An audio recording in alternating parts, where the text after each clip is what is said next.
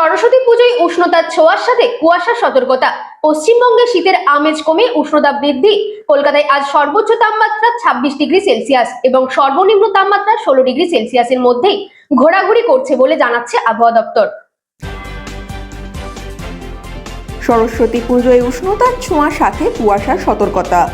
আজ 22শে জানুয়ারি 2026। পশ্চিমবঙ্গের আবহাওয়া শীতের আমেজ কমে উষ্ণতা বৃদ্ধি এবং ভোরের দিকে কুয়াশার দাপট অব্যাহত। আজ সমগ্র পশ্চিমবঙ্গের আকাশ প্রধানত পরিষ্কার ও শুষ্ক থাকবে।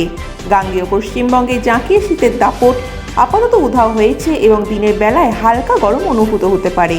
তবে আবহাওয়া দপ্তরের বিশেষ সতর্কতা অনুযায়ী আজ ভোরে দক্ষিণবঙ্গের জেলাগুলোতে মাঝারি থেকে ঘন কুয়াশা ছিল, যার ফলে দৃশ্যমানতা 200 মিটারে নেমে এসেছিল।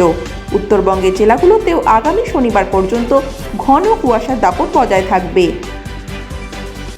দক্ষিণবঙ্গের উপকূলবর্তী জেলাগুলোতে আজ সর্বনিম্ন তাপমাত্রা 14 থেকে 16 ডিগ্রি সেলসিয়াসের মধ্যে এবং পশ্চিমাঞ্চলের জেলাগুলোতে 11 থেকে 14 ডিগ্রি সেলসিয়াসের আশেপাশেই থাকবে। উত্তরবঙ্গের পাহাড়ি এলাকায় তাপমাত্রা 3 থেকে 5 ডিগ্রি সেলসিয়াস থাকলেও সমতলের জেলাগুলিতে পারদ 10 থেকে 15 ডিগ্রির ঘরে ঘোরাফেরা করছে। কলকাতায় আজ সর্বোচ্চ তাপমাত্রা 26 ডিগ্রি এবং সর্বনিম্ন তাপমাত্রা 16 ডিগ্রি সেলসিয়াসের আশেপাশে থাকবে। গতকাল শহরের তাপমাত্রা স্বাভাবিকের চেয়ে কিছুটা বেশি ছিল এবং আগামী কয়েকদিন তাপমাত্রা কমার কোনো সম্ভাবনা নেই। সরস্বতী পুজোর সময়ও আবহাওয়া প্রধানত উষ্ণ ও মনোরম থাকবে এবং বৃষ্টির কোনো সম্ভাবনা নেই।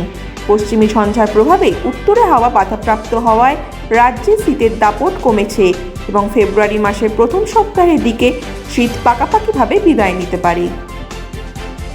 ব্যুরো রিপোর্ট, রাত দিন নিউজ নেটওয়ার্ক।